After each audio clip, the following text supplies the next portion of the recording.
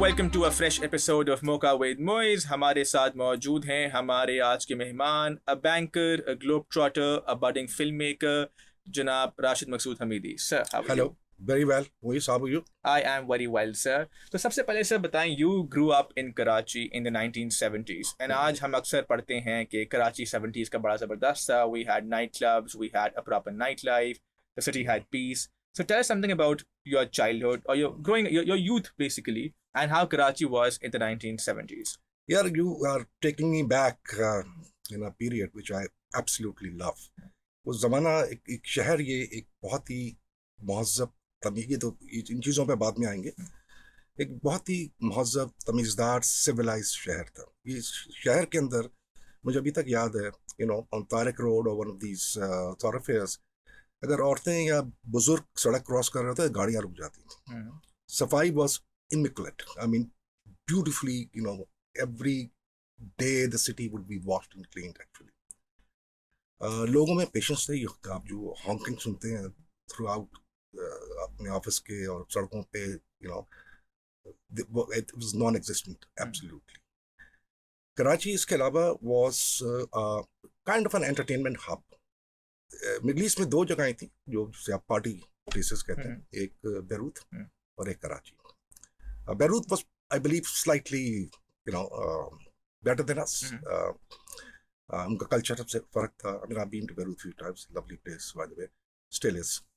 और कराची जो था, कराची में जो एंटरटेनमेंट था वो सिर्फ एक क्लास के लिए नहीं था, हर एक के लिए था। There were night clubs, there were discotheques, there were bands, and they were, on the flip side, there were Iranian cafes. There were small little, tea shops and coffee shops, the cultural activities, art galleries, Arts Council used to be, still is very active, but used to be very active in those periods. It was a beautiful place to live.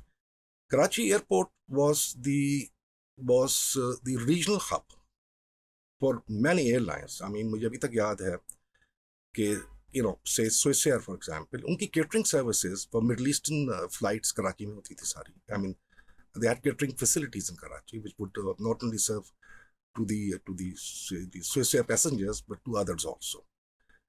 फिर KLM was here. KLM had a little hotel at the airport, used to be called Midway House. उसमें भी clubs and music and everything was there. So Karachi was full of activities for. You talk about the airport. I remember उस hotel के अंदर the Beatles perhaps also came once.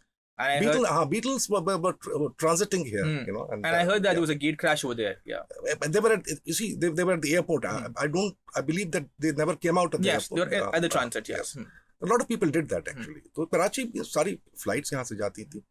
Karachi was जैसे वो airline parlance में कहते हैं ना, slip destination, जो यहाँ पे crew आके change होता था। तो जो crew आता है तो वो यहाँ पे आके Karachi, there was a Intercontinental, there was other hotels here, Metropole was beautiful. अभी भी structure तो खत्म हो गया, it was lovely structure.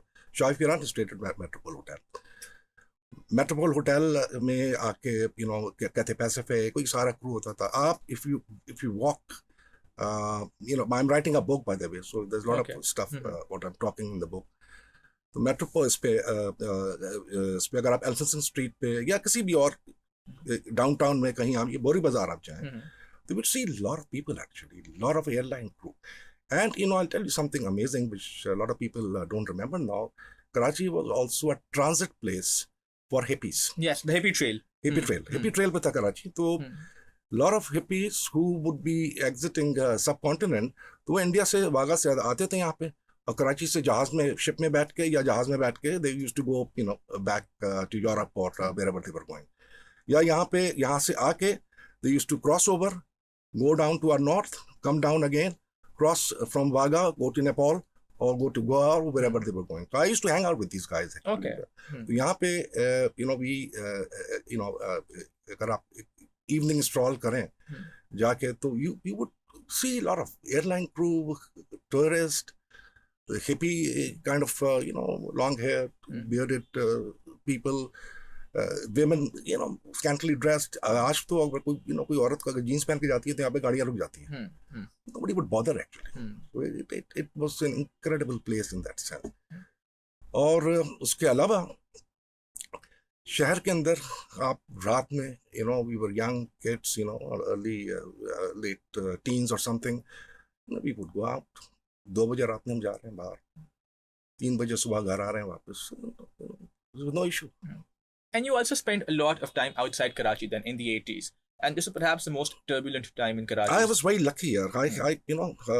I call myself a reluctant banker.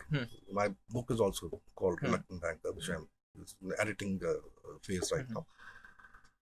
So I left Pakistan around the time when Hazrat Ziaullah came.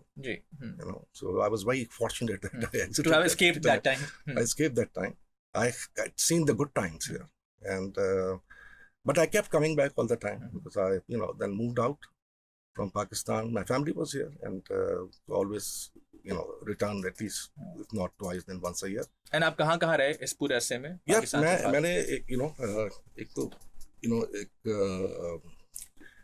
मैंने बड़ी मुश्किल से अपनी ग्रेजुएशन की थी, नकल करके करी. अच्छा. And I was very lucky that I got a job, I got a break.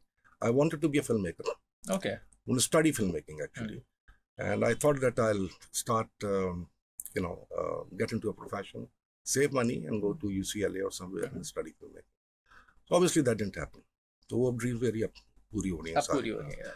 So वो हुआ, then I basically left Pakistan. I joined as a management trainee with a bank which is no more. It used to be called BCCI. I use this word actually.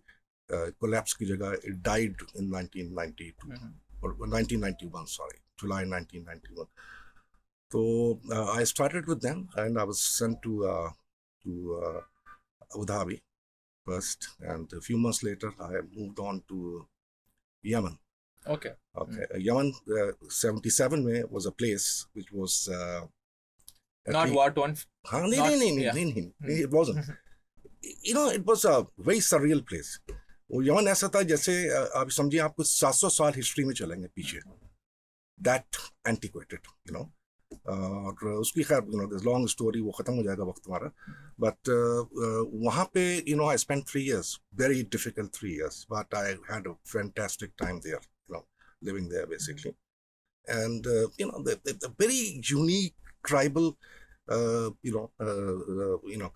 atmosphere. People still live in the mountains, come down to work. People you would see on the street would be clad with daggers. Okay. Yeah, and wear a strange kind of attire. एक चीज होती है QAT. It's kind of intoxicating, slightly intoxicating root basically. Okay. तो वो सब खाते हैं वहाँ पे. तो सबके मुंह के अंदर यहाँ पे लगता है कि अंदर एक कोई बॉल रखी हुई है ना, ऐसे करके खुला हुआ सबका मुंह रहता है. सब होठ सारों के ग्रीन होते हैं. Even the president of the country, I met him a couple of times at that time. His nephew used to work with us.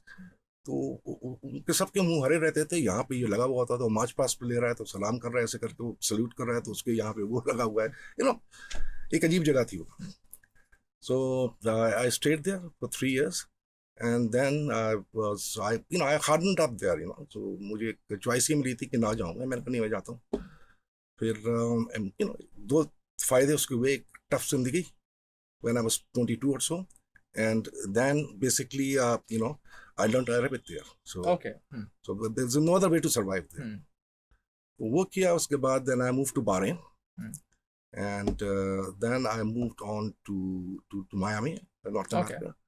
And then I moved to for the best part of my life, about 7 glorious party years I did in Latin America, Venezuela. Okay, Venezuela, and Venezuelans are known to enjoy their lives. Yeah, famous for 3 things.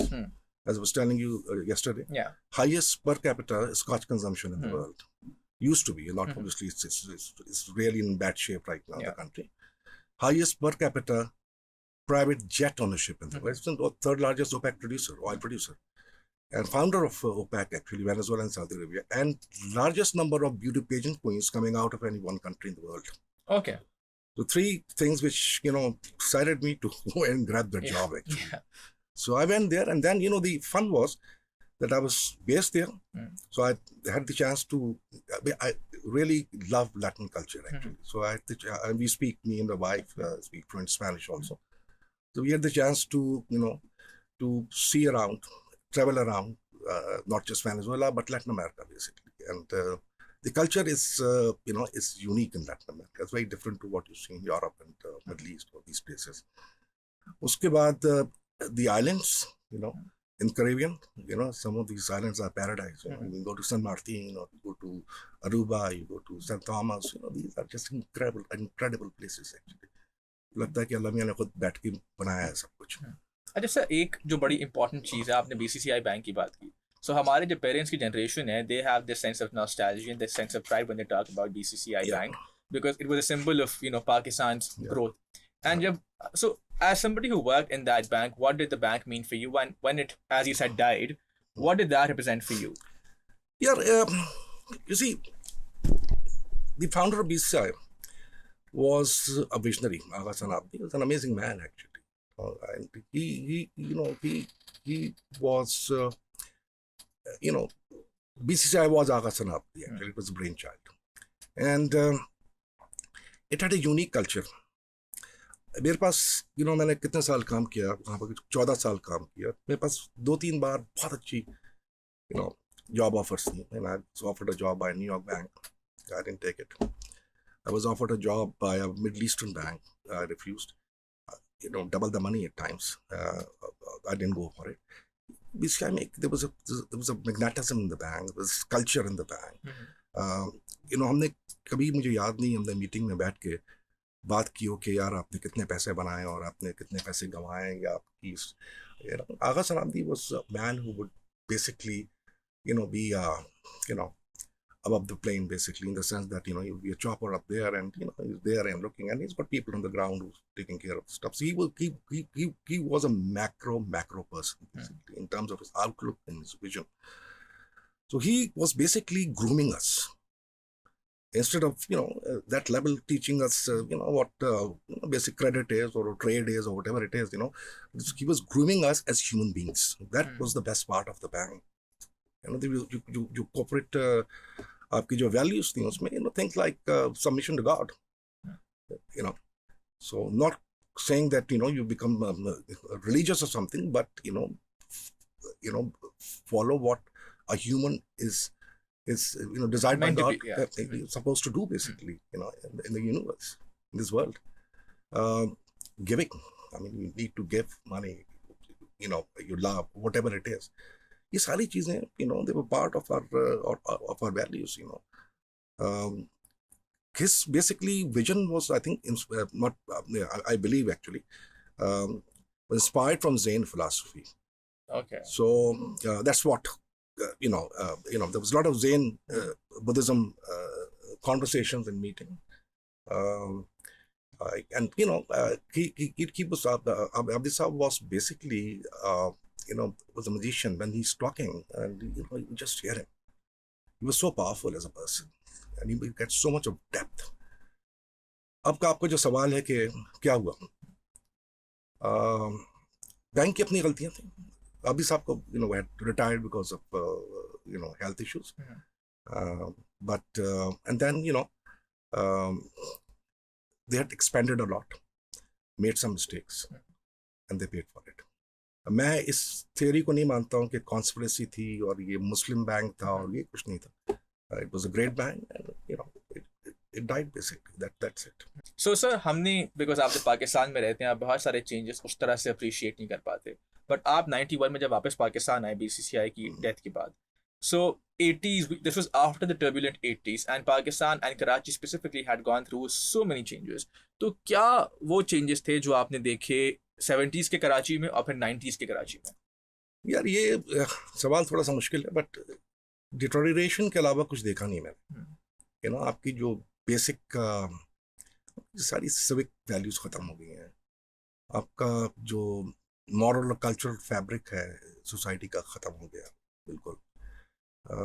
आपके यहाँ एक and thank you Ziaul हक, एक culture यहाँ पे import हो गया है, जिसने इस शहर की और इस मुल्क की एक्चुअली बर्बादी कर दी है।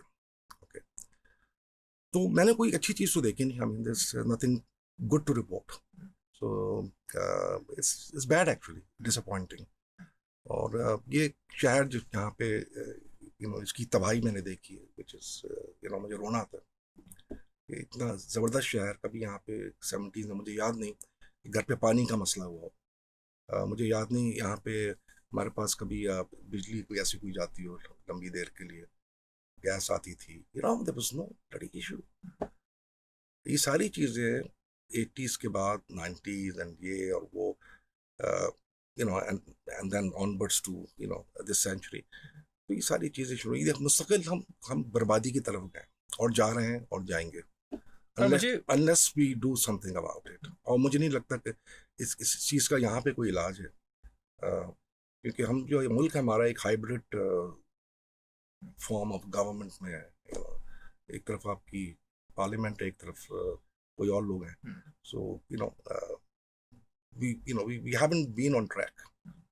एक जब हम जमाना था, I'll just go a little back, 60s में there was just one party ruling, it was the establishment party or whatever you call them, and that was a decade of growth and progress and economic prosperity in Pakistan। और उसके बाद से फिर sorry I'll again go back a little bit to 70s, जब आपकी बहुत बड़ी तबाही शुरू हुई, वो भी सिविलियन हुकूमत में। वो डिक्टेटर ने आपको ग्रोथ दी, आपको प्रोग्रेस दी, इकोनॉमिक प्रोग्रेस दी, आपकी इंडस्ट्री बनाई, आपकी एक्सपोर्ट्स। बट क्या वो ग्रोथ सिर्फ अमीरों के लिए नहीं थी? Not necessary. आई मीन मैं तो उस जमाने का प्रोडक्ट हूँ, गरीब तो हमेशा गरीब होता है, मगर ये गुर्बत कभी भी नहीं थी यहाँ पे पाकिस्तान में। 70s में जो सबसे बड़ा नुकसान हुआ है पाकिस्तान का, भुट्टो साहब ने I was supporter college days, और like lot of us young people, हमारे लंबे बाल होते थे और ये होता था, और हमें idealism, socialism, marks, Frederick angels, ये सब पढ़ते थे, और आइडियलिज्म बुरी तरह से कूट कूट के भरा होता था। मगर अनफॉर्चुनेटली तबाही उसी एरा में शुरू हुई पाकिस्तान। आपकी इंडस्ट्री बर्बाद कर दी नेशनलाइज करके। चले वो भी दोबारा ठीक हो जाएगा कि आपके पास जो लोग दिमाग बैठे हैं यहाँ पे, बिजनेस कम्युनिटी बैठी है, राइज अगेन। सबसे बड़ी तबाही जो की एजुकेशन की करी, आपकी एजुकेशन नेशनलाइज कर दी। मतलब I've been to a Parsi school for my matriculation, and then I did my college at St. Patrick's, fantastic institutions, सब तबाह करके रख दिया। ये घोस्ट स्कूल जो आप सुनते हैं कब से बना, जब से बनना शुरू हुआ, फिर कोटा सिस्टम आ गया, आपने कम्युनिटी को बिल्कुल साइडलाइन कर दिया। So it was bad actually.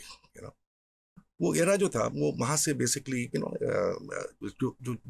चल रहा था, वो स्पिल ओवर ग्रोथ जो थी 60s की, वो 70s को चला रही। और जब हम बात करते हैं अक्सर कि एक रिलीजियोसिटी बड़ी करा पाकिस्तान में 80s में, उसकी भी बुनियाद भुट्टो साहब ने रखी, जब आपने जुम्मे की छुट्टी कर दिया, आपने अल्कोहल प्रोहिबिट कर दिया, आपने अहमदियों को नॉन मुस्लिम डिक्लेयर कर दिया। बिल्कुल। देखिए वो सारा जो था पॉलिटिकल प्रेशर। लीडर कौन होता है यार? लीडर वो होता है जो सस्टेन करता है, जो फाइट करता है, जो खड़ा होता है। You start giving in, then you're not a leader। तो वही जमाना, फिर उसके बाद एक और ज़िया का आ गए 10 साल, 76 77 डाउन टू व्हाट 88 वो एक अजीब 10-11 साल वो आ गए। उसमें एक अलग किस्म की तबाही शुरू हो गई। तो ये एक पॉटपूरी टाइप की चीज़ बन गई थी कि पहले जो उस 10 साल में 70s के ज़माने में हुआ, फिर उसके बाद 80s के ज़माने में, ज़ियाउल हक के ज़माने में हुआ, फिर उसके बाद आपके पास पर्दे पे करप्ट गवर्नमेंट्स आनी शुरू हो गई जो बैठती नहीं थी। चलो वो 5 साल चल जाए तो शायद कोई सिस्टम चल जाए, वो भी नहीं हो पा रहा था। सो it's a bad story actually। Yeah. And for someone who's traveled to so many places and has lived in so many places, do you feel home anywhere? I feel home wherever I've lived। Okay। एक जो चीज़ बड़ी important है कि मुझसे कोई some young person was asking me कि यार ये आप जाके बाहर रहते हैं, यू नो, जनरली कॉन्सेप्ट ये होता है कि यार पैसे बनाएंगे जाके, यू नो, यानी कि आप जाएंगे और जाके आप डॉलर या दिरहम वटेवर सऊदी रियाल आप पैसे जमाएंगे और आप बड़े आदमी बन जाएंगे और अमीर बन जाएंगे और आप वापस आ जाएंगे और इंडस्ट्री लगा लेंगे, whatever you want to do. मगर आप बाहर जाते हैं तो आप बहुत सारी और चीज़ें होती हैं। I mean, I learn languages, okay, I learn cuisine, I network myself. I made friends. I read history wherever I've lived in those countries. I've lived like मैं 6-7 मुल्कों में रहा हूँ. In my 8 stints in a span of 40 some years, 40 years or 41 years, तो मेरी professional life थी. और जहाँ मैं रहा हूँ, I enjoyed it. Yemen I enjoyed it यार. अच्छा, अब हम क्योंकि बात कर रहे थे यमन जैसे मुल्क में एंजॉय करना आसान काम नहीं था. I had fun there because Yemen's history is so rich. You know, it was the seat of queen Sheba, the first dam in the world. I think 3000 years back, Marib Dam, you know, was in Yemen actually. The coffee originated from Yemen, the mocha coffee. You know, हमारे show का नाम है Yemen. Mocha is a city in Yemen. Coffee growing city used to be. और मकात उगती जी खा के गोले यहाँ बनाते हैं. अच्छा सर, आप बिकॉज हमने बात की पाकिस्तान के जो हालात तब्दील हुए आपकी ट्रैवलिंग की. अब you're also a budding filmmaker. You produced a film recently called 1978 which traces the life of one musician and how the 70s affected him. So tell us about this interest. And आपने अभी कहा कि मेरी किताब का नाम भी है A Reluctant Banker, and you have a family that's into what? Most of your family is into music, into the bankers also, by the way. There's a lot of bankers. Bankers also? Yes. Yeah, so ये both my boys are bankers. Okay, yes. My son-in-law is a banker. So ये जो art का और banking का एक वो है combination है आपके साथ. How do you explain that? Is this you trying to make up for things you could not do earlier in your life? देखो यार, I enjoyed whatever I did. You know, banking, you know, I'm not a banker actually. I mean, you know, I did well in my career. I reached a certain level, which is good. You know, I was, you know, and if you ask me to choose a career, I won't, you know, go back and do banking.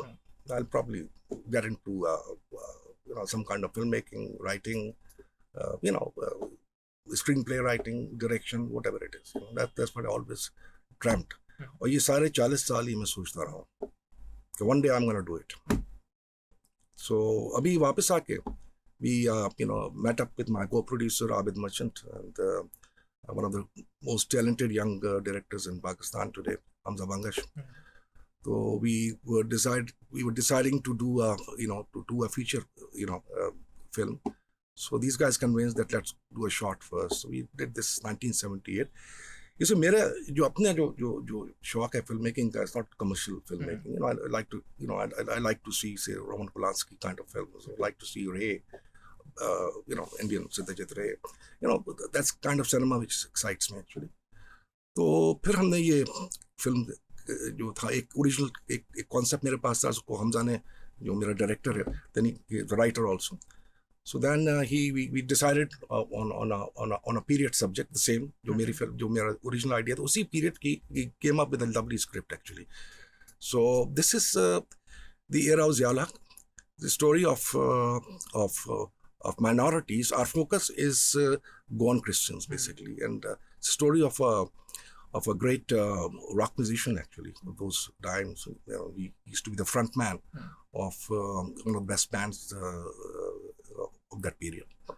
So uski this chapter from his book actually. So that's the story about the film is about that basically. So it addresses, you know, the challenging period that Zia's era was, and it addresses the you know, the difficulties the minorities had in those days actually. So a lot of people, you know, non-Muslims from the mostly Christians actually, and Goans mostly, they left Pakistan.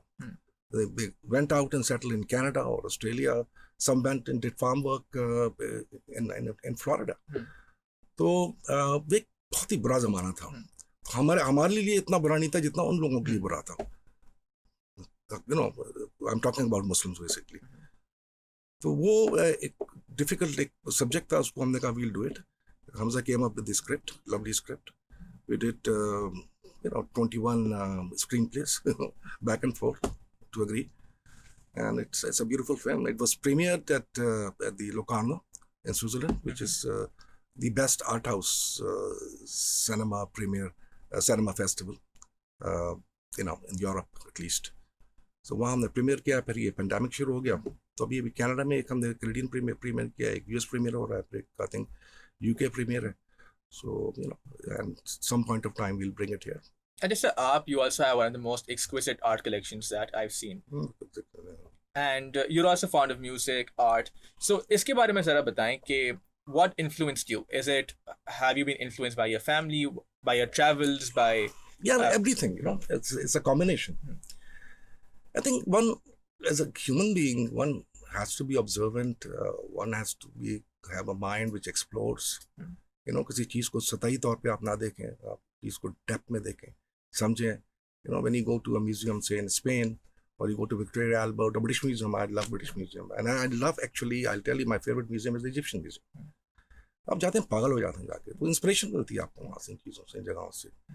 फिर, you go back, you read history, and then basically, enrich yourself. ये सारी चीज़ें आपकी ज़िंदगी में आपको enrichment देती हैं. तो वो है. फिर आर्ट जो था, my father used to paint actually. He was a great painter. My brother-in-law Anwar Maqsood is a great painter.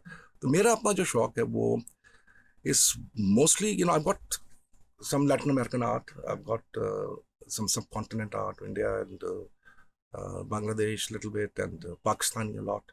जो emerging Pakistani art is the best in the world today. Any favorites? काफ़ी हैं. मुझे जो काम में एक नहीं है, काफ़ी है मुझे उसमें. सलमान तूर I like, it's very good now. फिर Irfan Hasan is, in Lahore, he's very good actually. Or there are a lot of new people coming up, in the art world. अभी एक बच्चा is very good. I've got some of his work. His name is Ahmed Javed. Extremely good. ये सारे neo miniature, not Salman, but सारे neo miniature करते हैं सारा. तो पाकिस्तान की अपनी एक creation है, which is neo miniature. जो पुराना मुगल मिनिएचर है, उसकी एक नई फॉर्म है वो, which is very expressive and very detailed in terms of work.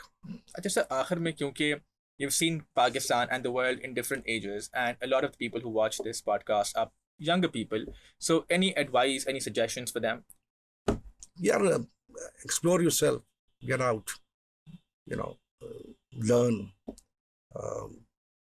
एक जिंदगी में एक जो मैंने अपने पहली नौकरी में सीखी थी एक चीज़, कि ज़िंदगी में हमेशा एक कॉम्बिनेशन होना चाहिए. Combination between your moral and your material basically. तो वो कॉम्बिनेशन बहुत ज़रूरी है. आप सिर्फ जो है एक तरफ सीधे हाथ पे जाके ज़िंदगी नहीं गुजार सकते, या उल्टे हाथ पे जाके ज़िंदगी नहीं गुजारते. आपको एक बीच का रास्ता लेना पड़ता है. But striking that combination of moral and material is extremely important, basically. So then you become basically leveled as a person, as a human being, basically. तो आपके अंदर एक ठहराव आ जाता है आपके पास. Thank you so much for taking out the time for us, and for all of you, thank you for watching us. Until next time, goodbye.